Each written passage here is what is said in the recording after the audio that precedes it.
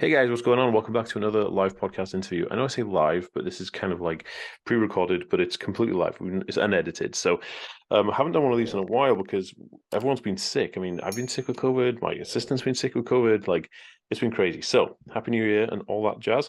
But we're back with another episode, and yeah, this guest is quite an interesting guest. We've been talking a little bit before pushing record, and I'm very excited to dive into the brain of our guest today. So, Ansha, do you want to kind of introduce yourself and tell us who you are? Sure, sure. My name is Anshar Seraphim. I teach communication, applied behavioral psychology, persuasive psychology, applied cognitive neuroscience, and psychosocial dynamics to C-suites, entrepreneurs, executives, salespeople. And I develop those skills basically to cope and kind of grow from being basically 75% nonverbal at 11. Um, I'm definitely high functioning, but I know there's that delineation between high functioning and Asperger's. I definitely had a big facility with language early on, but I think one of the reasons that I kind of pulled back a little bit was one of my early special interests was words. And Hmm. so I got into, I read a dictionary and was reading encyclopedias and was devouring all that stuff. And I didn't realize it at the time, as a kid, but you can really other yourself with language with other people. So my first attempts at trying to learn how to talk to people just kind of went out the window, and had a lot of challenges and stuff growing up. Didn't have a real friend, to speak of that I could interact with on a normal basis, other than like sharing an activity or something like that until I was almost 25. Holy smokes. Um, but I kind of came from that age before, that generation before we started kind of passing out, diagnoses to kids. I think the median age for diagnosis now is like 4 years old, and That's right. Yeah. I was 19. So, I mean, as an adult, I had to come across all this new information on joining the military, to access to the medical care and stuff. Then it was then that I really found out that there was a name for what was going on with me. Yeah. And then the next 5 years after that, we're just trying to figure it out. And, I was involved in information technology and all of that for like 15, 16 years. I thought that was what I was going to be doing for the rest of my life. And then this journey of having to reprogram myself basically led me to so much, conversational and personality and psychosocial sapience that I ended up doing it for a living, which I find really ironic. So, Yeah, it's fascinating, really. And I have a question because you said you were 70 or 75% nonverbal, right? Up until you were like age 11. mhm. How did, what were you thinking was going on? Like, what did your parents think? What did you think? Like, do you think, oh my goodness, like, what is wrong with me? Or were you kind of like, because you weren't diagnosed until later on. So Yeah, how did that affect you? I grew up in a house with two music teachers, and so it was really hard for me. I was always trying to hide from the noise, I just, um, even if you love music, listening to a 6-year-old try to learn how to play Twinkle Twinkle Little Star on a violin can be a bad Painful. sensory experience, and that's without SPD. So, you Yeah. know, um, I I had so much trouble connecting, and I remember when I was a kid, I had this desire to like have friends and connect and to be intimate with the other kids, but I didn't know what that was supposed to look like or how I was supposed to get there. And because I had so much trouble talking to people, Mm. at one point I think I was in like fourth grade or third grade, and I was chasing the other kids around the playground trying to kiss them because I mean that was the closest approximation that I could come to in my brain with like play and interaction and intimacy, Yeah. and I just spent the rest of my time alone. So I was a very solitary kid, and you would have thought I would have developed a lot of social skills having 40 families a week come with music lessons and all of that, but all I ever really wanted was for them to get out of my space. I'd hide in my Yeah. closet with a Yeah. flashlight and read a book or something, and I never knew where any of those proclivities came from. And it was only when I got that diagnosis as an adult and then had to like look backward over Yeah. all of my challenges. And they gave me the option at that point. They said some people on the spectrum can stay in, some people, we're going to give you the choice. And I almost stayed in. But I had a friend come up to me and said, well, this is all new information to you. And what if some of the stuff that you've been talking about, the hyper focus or this or that, or difficulty transitioning tasks, or what if that ends up making you make a mistake in the military and you end up hurting someone or taking someone's life? Are you gonna be able to live with that? And I thought long and hard about it. And, I decided, okay, well, I probably need to work on myself now. And that was hard for me because, as a kid who went all the way through high school and everything and got overwhelmed by the prospect of like driving. I mean, I didn't get my driver's license until I was 37. Mm. So the idea of joining the military and getting to go into a different system and have a different direction and cultivate and direct that, that was a big, I guess, opportunity. I felt like it was a lifeline for me, which Mm. is why I wanted it. And then to find out that maybe I shouldn't be doing it in the first place, it really kind of affected me emotionally. Kicking Of the knackers, right? yeah, yeah. So in terms of like, here's a question, like, and I can totally relate to being quite isolated as a child. Myself, when I was in primary school or preschool, um, I was, I didn't play with the other kids. I didn't go outside in the playground with the other kids. I actually stayed indoors, and I was learning things on. And I talk about this quite in depth in my book that's coming out this year. Mm. And I talk about like how I used to stay and research in Carter. Remember the encyclopedia exists? Yeah, Yeah. yeah. So I Yeah, used I'm to. old enough that I had like a Compton's encyclopedia and a science how the way things work with the encyclopedia that my grandmother got for me with like 30 volumes. Yeah, that's so good. We had a few of them, but a lot of them are missing. Like I didn't have a, when I was 11 years old, I was homeless. So like, but basically we didn't have a lot of those things. But in school we had in Carter, and so I used to kind of, yeah, just kind of digest that stuff because we didn't have any books growing up, which was annoying. But yeah, but the question I have is, what for me, I didn't feel like I was alone because I enjoyed that time on my own learning those things. I didn't feel like, oh, I'm missing out on friendships. I'm missing out on playing with the other kids in the yard. How did you feel about that? Was it a similar experience, or were you I upset that think until I got to the point where I started to be like romantically attracted to like someone of the opposite sex, or felt that kind of teenage need to like be able to like get into social groups and stuff. I was very content being on my own. And it didn't strike me as weird that I would go all the way to the corner of the gymnasium or go sit by myself in a classroom to have lunch, because mm, for me that was just it was just too much stimulation. It was nice and quiet. I didn't have to worry about people asking me uncomfortable questions. And um, the other kids were really mean to me because I was different. And kids are always trying on different social roles when they're younger. I had couple bullies, would follow me home on the bus from school and like throw rotten fruit at me and stuff, like bad stuff, just yeah, those you bad get jerks experiences. everywhere, right? And then, I had my own experience of being homeless after I got out of the military, and had all that struggle with trying to make that better. And at first, I failed terribly, and when I did, I just kind of wandered for I was like 11 months in one of the coldest cities in the United States. It was really, really, really rough, but it taught me a lot about myself, and it also taught me about how underdiagnosed, a lot of medical conditions and stuff are in the indigent population, Yeah, just because they don't get that medical care and stuff, and a lot of that homelessness and or houselessness sometimes is perpetuated by mental illness or developmental diseases, and that was really enlightening too. I think feeling alone in the yeah. process of having ASD and not having other people that I could connect with, or a support group, or and just having to kind of go it on my own. I didn't feel that sense of community that I think people of today's generation do, and that generational difference of what it's like to have a disability 20 years ago versus Oh, now, definitely 100%. very So different. different. Yeah.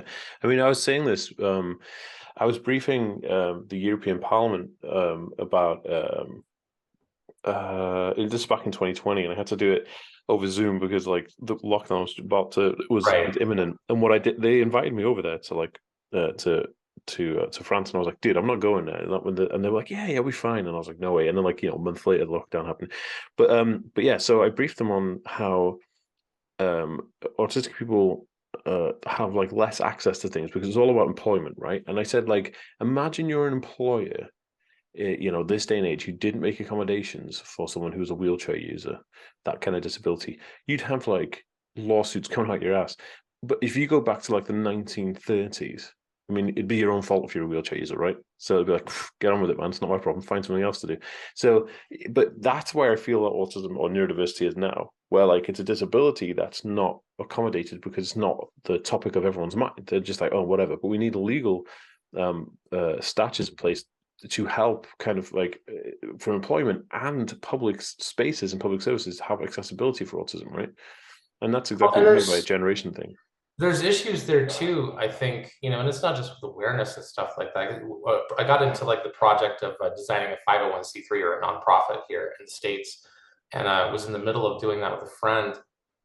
just before COVID hit, Yeah. and we were coming up with like a computer database distribution system along with ride sharing with drivers with proper training for disability services who also know how to like avoid sensory issues with driving around, and have a tablet with a call button to be able to call an emergency contact, all that kind of stuff. Yeah. Because you have a whole bunch of people with ASD who under the age of 25 don't have the ability to even be employable. No, And I exactly. one of the things that was really interesting about 2020 is it showed so many companies that they don't need to necessarily have their employees in the workplace. They have their employees at home. Yeah. And so that was one part of it, I think, for me. But I think another, and this is true not just with ASD, but also, with a lot of other um, states of neurodivergence, but also nonlinear thought. Nonlinear thinking is, I think, something that all of us have to approach too, Mm. because we're definitely in that group, in that Venn diagram of, not necessarily thinking in a straight line. Um, that when you think and process things differently, people don't understand, because you were talking about that example of the wheelchair. When someone has a symptom of a disability that's visible, then people will make mental accommodations or space for that person. You don't get angry at your friend who's in a wheelchair for not helping you move. Right. But when you have a friend who has, let's say, ADHD, or you have a friend who's, has ASD, and they're hyper focused, or they accidentally have a one-sided conversation, or Hmm. change, Hmm. they try to emotionally reciprocate by talking about themselves, or those challenges, that same behavior in a neurotypical person would be them being a jerk. And Yeah, of so course. I had that experience of everyone thinking that I was being a jerk and getting treated that way and not understanding why. And Yeah.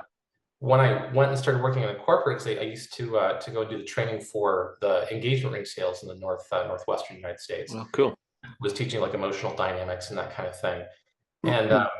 that whole process really showed me how much we need to grow to be able to have neurodiversity in the workplace. What kinds of things need to be different. As a store manager with that company, largest retail jeweler in the United States, I went to a managers meeting with 1,600 managers Holy at a smokes. resort, being just pipelined into these tiny hallways, into these crowded rooms with all this noise, and it was hell. And I had to take earplugs, ear protection, and vision, field of vision restricting glasses, and nobody understood why I was so uncomfortable. And I think that awareness of not only the difference between symptoms and character traits, but also people taking behavior as communication. Because when behavior is a symptom of something, it's Yeah. not communication; it's just a symptom. And Yeah. that can hitch people up in relationships and neurodivergent relationships and stuff too. And that's one of the things I talk about when I talk to people. Yeah, I think like, that is a big issue, especially with like relationships. And I think it takes like a certain type of neurotypical person to really get an autistic person, especially when you're entering into like, a romantic relationship or whatever. And it really is interesting because like nobody sees that struggle and they all think you're like a narcissistic asshole. And I get that all the time, like you're narcissistic or you're an egotistical prick or whatever. I'm like, geez, but I'm not, like I'm not at all. And one of the biggest things is people thinking that I'm really aggressively angry or I have anger management issues when I don't. Like I'm really calm. It's just that I have a fear issue, a fear-based kind of response to things. And I think that's probably those misunderstandings probably the biggest issues we have between the autistic world and the non-autistic world, like bridging that Some of gap. it, some of it is self-imposed though through masking, and I will say that because Yeah. the first thing that I learned, was to try to fit in, Mm. and the problem with that is that when you behave like a neurotypical person and you're spending all that energy to be able to put up that facade, the reward for all of that effort is that when you do finally make a mistake, that mistake is taken in the worst context possible. Whereas if you Yeah. shared your challenges positively at the beginning, and I think that's what's hard. It's hard right now for a lot of people to learn how to self-advocate because they don't know what it looks or sounds like. And so it's abstract, and it's just another source of anxiety and social fear. Yeah, something else to worry about, right? And that's the thing about masking, like it can be used as a survival technique as well. which is kind of like humans instinctively do that, right? But with autistic individuals or neurodiverse individuals, they will do that masking because they're trying to survive I call it swimming with sharks in my book. I talk about this quite a lot.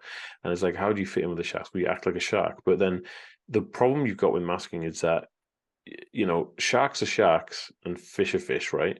And if you're a fish trying to act like a shark, you'll only go so much. You can pretend to be a shark, but then when the sharks start behaving like sharks, you're kind of like, okay, I don't have razor sharp teeth, so I'm like in the depth here. And so it's really interesting. It can get you into all kinds of trouble, metaphorically speaking, as well as literally speaking. And so I think, on a whole, masking can be something that can be used as a survival technique in any situation with anybody, but also we have to be very aware of that. If we're going to create a mask or an imitation, then we should be able to understand the full extent. Are we able to actually walk this walk? You know what I mean?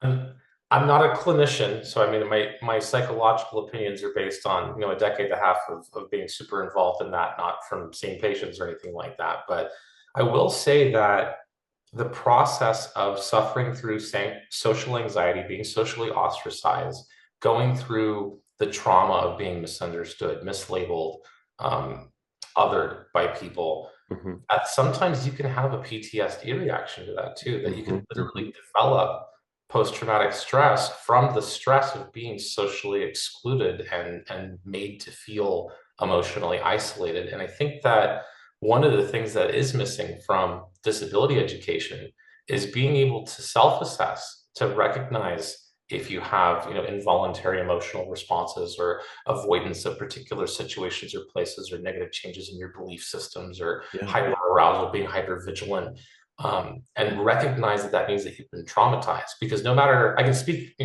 clearly as a person with 17 years of experience in psychology, if I have trauma, I have to talk to somebody else. I can't use what I know to help myself because you can't reframe cognitive belief systems using your own internal rubric. It doesn't work. Yeah. Yeah. And uh, and it kind of you know, the whole mental health aspect of it is something like an example, like you were saying, knowing like self-advocation or knowing self kind of like, oh, I need to remember to do this.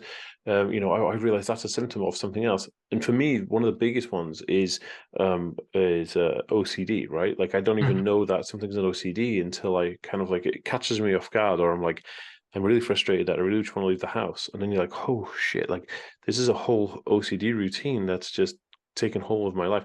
And so I think people learning more about themselves, and I think it starts with a diagnosis. So a diagnosis, but learning more about themselves, and learning how to understand and identify. People say, "Why do you do so many videos on identifying autism traits?" I'm like, because people don't even know. People don't know this is like a trait, or people don't know like toe walking is a trait, or people don't know that OCD it would be presented like this. And I think that's important. And you're absolutely right, and I'm not a clinician either. I mean, I do have a background in psychotherapy for counseling on a very low grade, but in terms of the other stuff, it's kind of like through lived experience, right? And that's how I know, just like And you, though. and that can be misinforming too.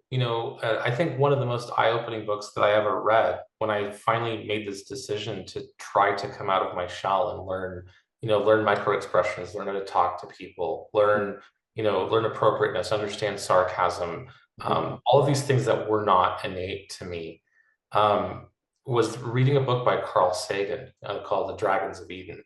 And Yeah, he talks about the evolutionary precepts, the biological precepts that cause the formation of human consciousness. And sometimes we forget that there's millions of years of evolutionary process that's driving behind some of the basic mechanisms that make up the brain. mm, And one of them is just with the hippocampus, with memory recording. When your cortisol and adrenaline levels and stuff spike when you have a negative experience, your brain goes into heavy recording mode. It's like a high speed camera. That's why time seems to slow down. yeah, that's And right.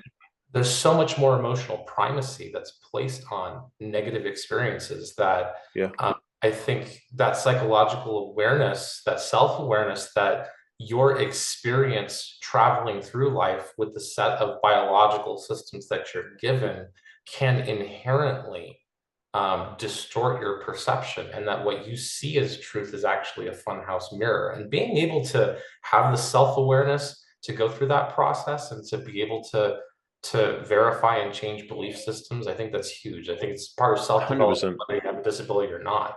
Definitely. And you know what's really interesting? You just reminded me of something really like messed up that I came across. I was doing some research into this kind of thing, you remember everything that happens to you when it's negative, like it was like you remember very fine details of negative or unhappy experiences.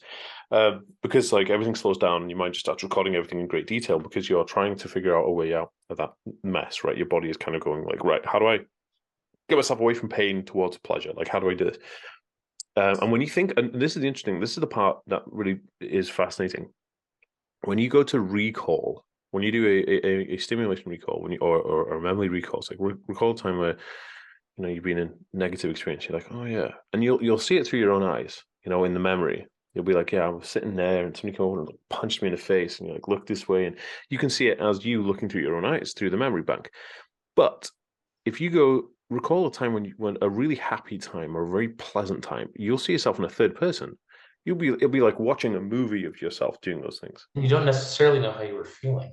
And Yeah, you don't know how you're feeling, but you'll see the image rather than live the image. You know what I mean?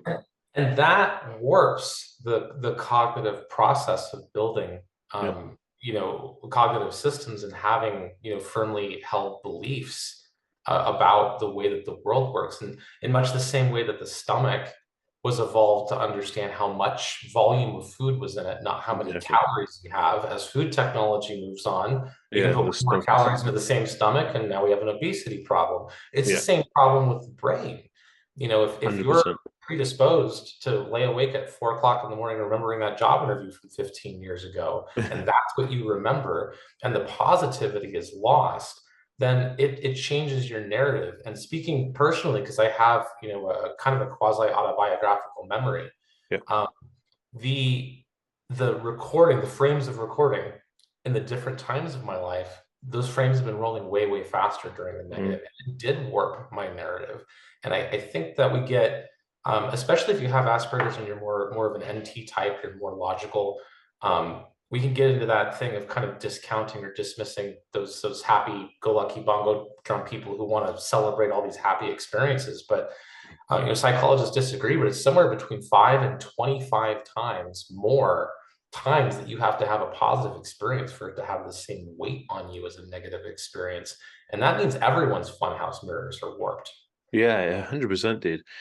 Yeah, but I know exactly what you mean. I'm a INTJ. Same. Yeah. INTJ. Okay. Yeah. So it's really funny you should say that because like it's I've noticed that most people who have a similar diagnosis to us, and like I'm guessing you've got a high IQ as well, right? Yeah. Unfortunately, yeah. Yeah. So like we all categorize in the INTJ kind of like thing. And it's really funny because we all have the same, well, very similar interests in anthropology and cognitive psychology and Complex evolution. systems are interesting to us. Yeah, and I think that's super interesting. And I went, and you know what? I think my kind of take on this, why a complex? I love algorithms, right? I love it, and Of course. I was like, I was writing one out literally yesterday. I Because was doing, unlike people, they make sense. right, and do you know what it is? Do you know what it is? And this is the crazy thing. It's because we like to solve problems.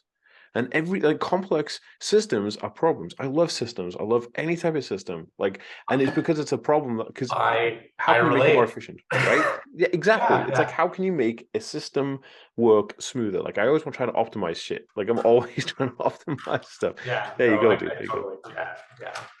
And I love it. And like, hey, another one of my friends is obsessed with Rubik's cubes, and she's on the spectrum as well. Yeah, and I approached a lot of my interests exactly the same way, systemizing, taking it apart, realizing exactly how it works, and then moving on to the next thing. And Exactly, dude. I love that. yeah, and like I studied professional magic for a while. I actually got to like do professional magic for a while, and I study magic too. the better I got at it, the less I wanted to do it because then the more bigger crowd I could only, if I'm at a Thanksgiving dinner, I could show a magic trick. Otherwise, I can't. Do you know what's really funny about magic is because I was so fascinated about I wanted to know how these things work. Again, it was a complex system, or what I perceived to be complex. But in actual fact, it was just sleight of hand, which is very uncomplex. And it kind of almost made me sad when I was learning all these tricks. I was like, oh, this isn't complex at all. And it kind of like it was almost detrimental because I It enjoyed, was like meeting the man behind the curtain, the Wizard of yeah, Oz. and and I guess everybody would have that kind of experience when they realize, oh, magic tricks done. They go, oh, okay, curtains down. But for autistic individuals, I think like you feel like, oh, it's like a blow to the chest, like shit, because you take it as literal. Like I see it very literal, and then I see the real version, and that's also literal. And I'm like, oh, shit, like it's severed between two parts, and I'm like, oh, it's kind of it's weird, man. It like rocked my whole world. So yeah, I do love magic. I love seeing tricks being performed, but I'd rather just not know how they were done now because it just depresses me.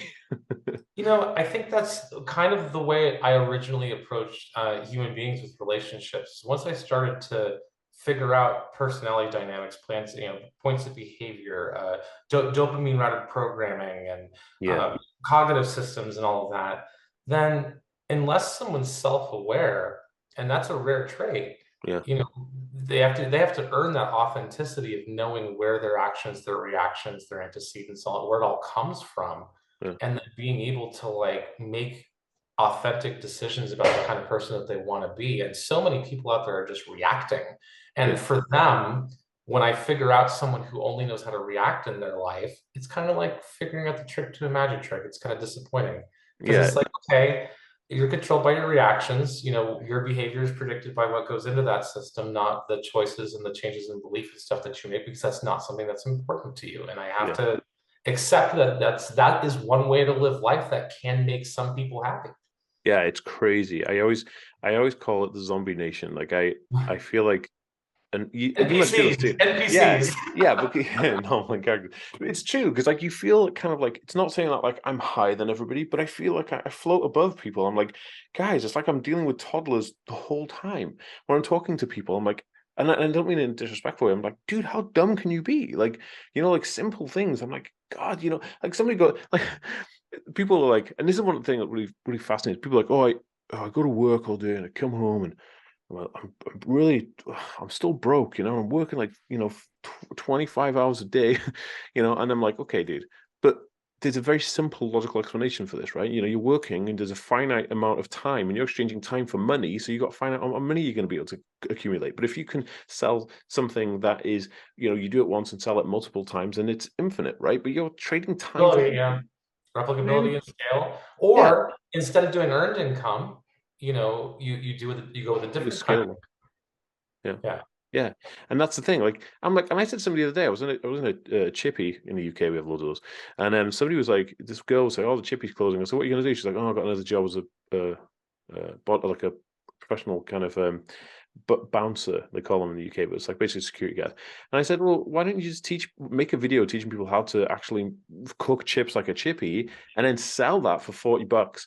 And then just sell it 1,000 times. You'd be laughing your way to the bank, just put it on Facebook, put a couple of dollars on an ad and sell it. People want to know how to make chips at home, right? And she was like, you just didn't get it, I'm like, dude, what the like that's the first thing I do.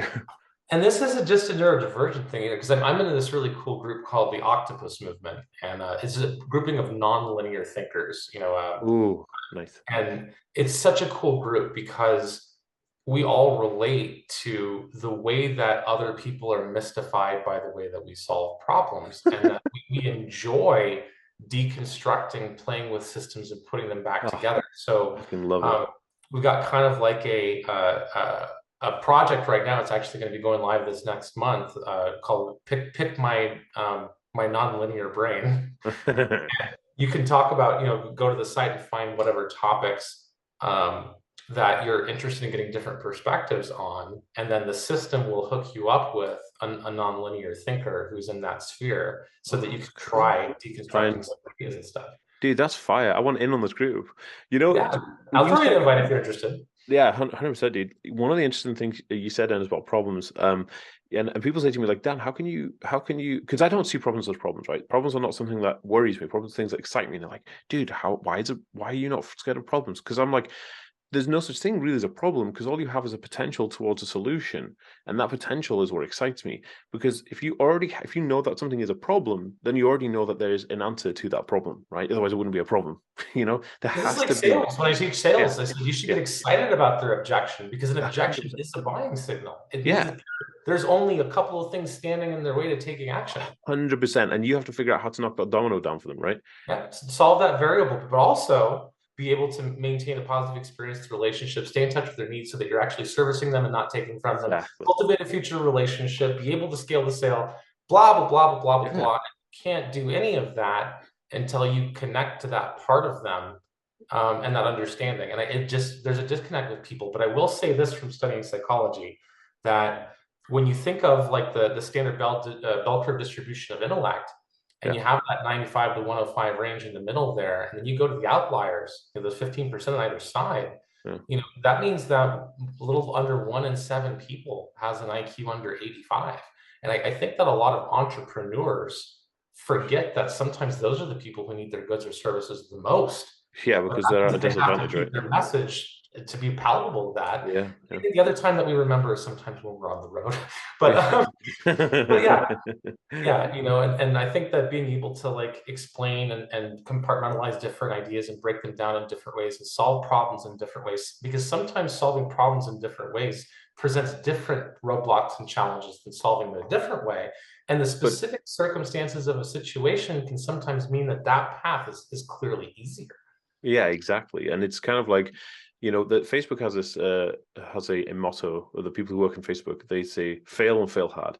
Because when you fail and you fail hard, you go, shit, that didn't work, so we're going to do something else. You need to fail in order to know that that's not going to fucking work. There's nothing wrong with Repeatedly, failure. Yeah, fail repeatedly. upward, fail Yeah, often. constantly, because you go, okay, shit, that didn't work. I need to optimize and spin. And like Just honestly, don't fail the same way each time. And that means every time you found a way it didn't it's work. different. Yeah, because this is what annoys me. We've got like 3 minutes left, but I'm going to say this really quickly, and I'm going to ask you a few details of how people can find you. But there's a show on like Cake Masters or something, right, on Netflix, and they were like, there's different people from different skills. And this girl was baking a cake yesterday, and she wanted a baby reveal in it, and she has to cut the cake and it says baby inside it. She cooked 5 cakes the exact same way, and each one of them failed. So the ones she presented, she cooked it the same fucking way. I was like, oh my God, you did 5 control tests, the same thing. After 2 tests, I would have said, okay, this fails. It does not work. Once, twice, okay. 5 times, it's never going to work. Make it. When people just stick at it because they don't realize that that's a thing. That's never going to work. Just move on, do something else. It's crazy, dude. It's about finding your passion. I think if you find your passion, then you will find different ways around it in order to make it work. But if you're 100%. just bashing your head against the wall, then yeah, Yeah, that's you're gonna get a headache every time. Okay, so Anshu, please tell me, on my audience, how they can get in touch with you, how they can follow you online if they're interested in checking out more about the you. easy thing that I can do is I have an electronic business card, and I can just give you that link, and it has all of my Perfect. interviews about autism, neurodivergent relationships, interpersonal dynamics, communication, cognitive neuroscience, marketing, all that stuff. But if you're looking for more instant gratification, you can just search my name on YouTube. I do have lots of interview content that I've done with other entrepreneurs and stuff like that. You have And some. then you can reach me via email. It's just my first name and my last name with a period in the middle at gmail.com. Perfect. Awesome. I'll link all this details down below and the links and everything. And it's just been a fascinating conversation. I'm sure that people are going to get a lot out of it. I'm sure I've got a lot out of it, basically, because it's nice to, I never have the ability to talk to somebody on the same or similar intellectual level as I am. I will tell you, I did some really cool interviews with a guy named Jason Croft, and that'll be Okay. one of the stuff that comes up on a YouTube search. And I talk about how to put in new systems of behavior, how to change the way, understand the way that dopamine interacts with, self-programming behavior and Yeah. changing cognitive systems. And that was basically the methodology that I used to be able to make these changes, to learn to control the tone of my voice and handle social situations and all of that. So if you're curious Interesting. Yeah. about how I went from 75% nonverbal to what I do now, Yeah. that is literally the process that I talk about in that. And that I'll took two link it. hours to explain with him. So I can at least Cool. mention it here and maybe it'll help someone.